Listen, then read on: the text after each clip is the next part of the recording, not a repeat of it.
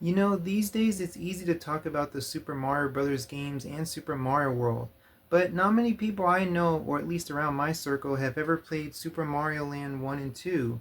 Actually, I didn't play these games till much, much later, with 1 being like during childhood at a babysitter's house, and then 2 um, much, much later in life. But here I'm going to talk about both of these games as I think they're like some of the most unique Mario games I've ever played. Just to let you know, guys, I'll be recording or reviewing the Super Mario Lands 1 and 2 versions on the NSO. I know a lot of people like to give the NSO crap, but honestly, if you have the NSO, these are like more convenient ways to play these games. So let's get into it. In 1989, Nintendo was releasing their first handheld device, the Game Boy. Nintendo CEO at the time, Hiroshi Yamauchi, wanted a new game featuring their mascot, Mario. The project was given to Nintendo R&D 1, a development team led by the Game Boy's creator Gunpei Yokoi.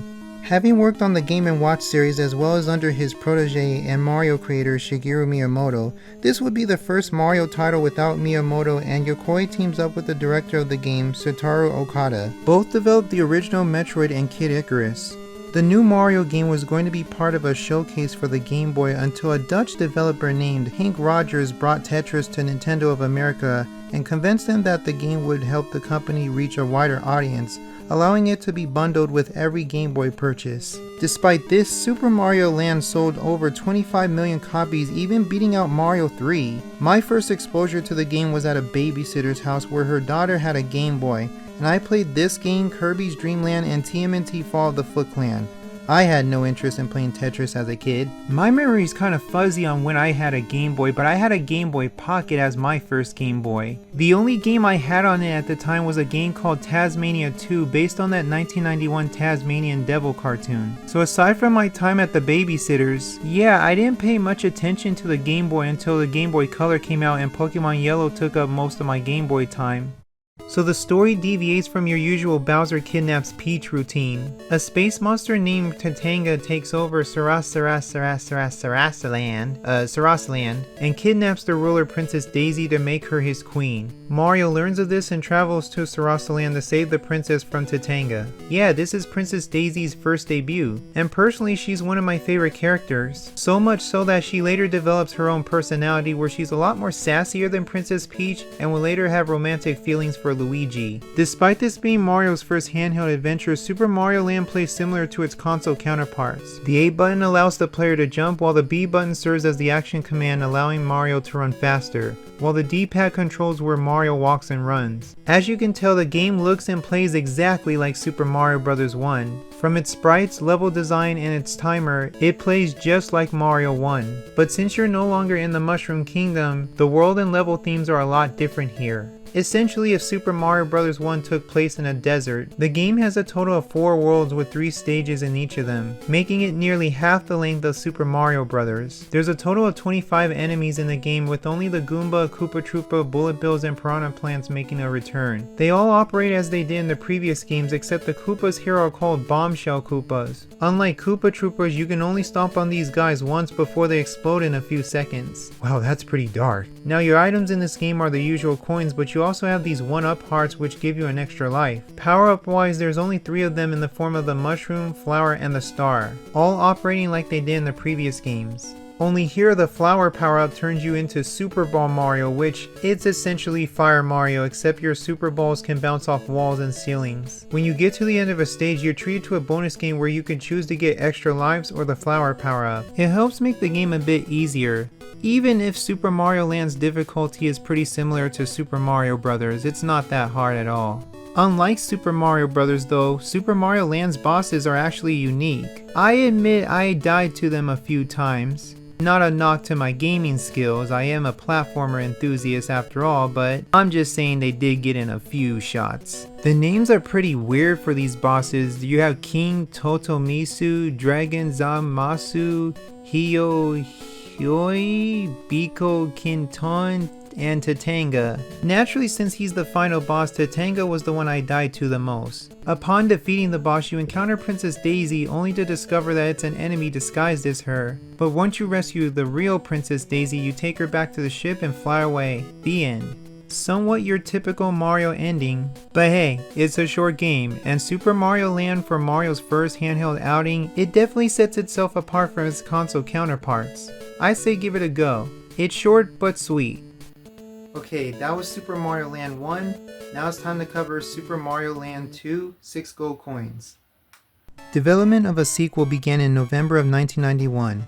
The team wanted something new and fresh for Mario rather than the whole saving the princess story again. Hiroji Kiyotake created and introduced a new rival for the happy-go-lucky plumber, Wario. Yep, this is where Wario first debuted in. Wario's name derived from the Japanese word waru meaning bad. In fact, the idea to have an upside-down M on his cap making it a W was met with praise among the staff. Wario was compared to the character Bluto from Popeye, where he is larger, stronger, and more cruder than the protagonist. So, after the events of the first game, Mario decides to go back to his own private island that he appropriately calls Mario Land.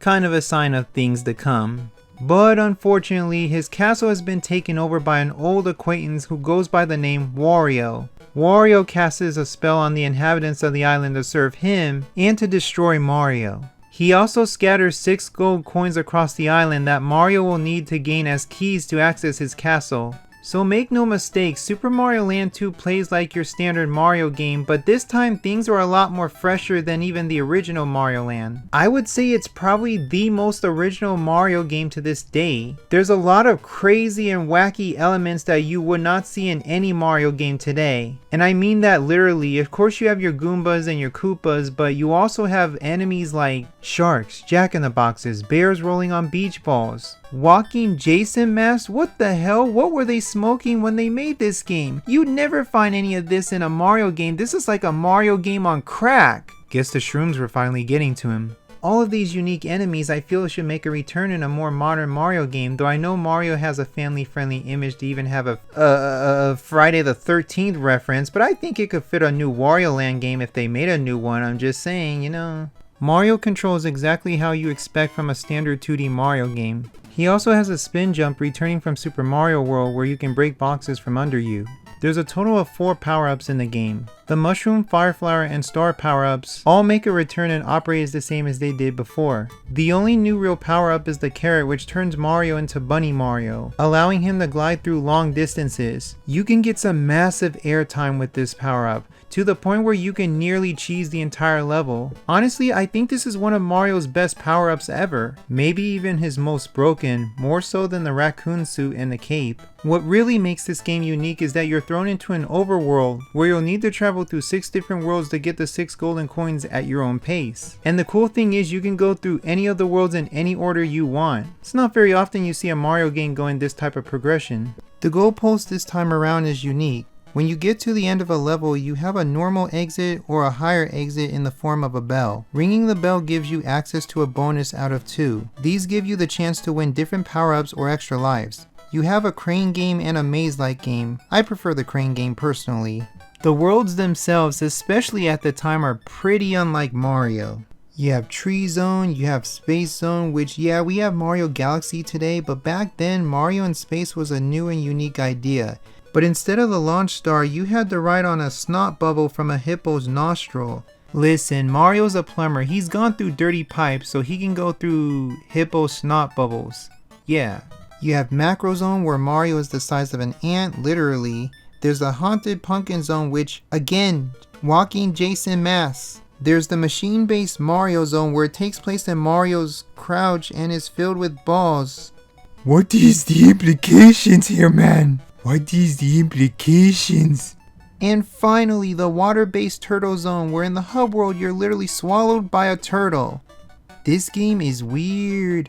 Okay, I got an idea for a Mario level. Maybe, just maybe. Imagine a Mario game where you travel through Wario's body. Hell, they did it with Luigi, why not Wario? Nintendo, hire me. Actually, Wario's pretty gastrous. How would he eventually get out?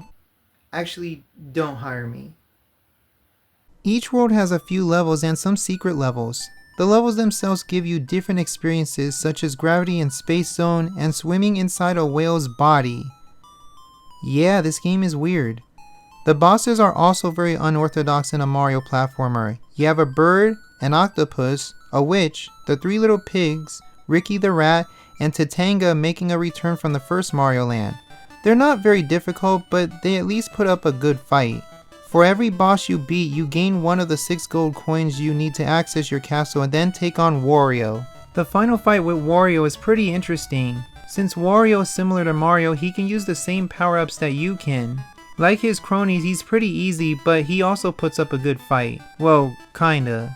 You can tell Wario has a lot of personality to him, and as you beat him he starts crying and then throws his shoe at you and mocks you, before running off.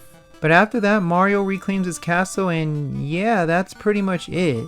Lastly, in the overworld, there's a bonus spot where you can bet on increments of coins for extra lives and power-ups. Not something I'm too interested in, but it's nice to have as a bonus. But yeah, Super Mario Land 2 The 6 Gold Coins is one of the most unique Mario adventure games I've ever played. It sucks not many people have played this game, as there's not a Mario game that's just like it these days.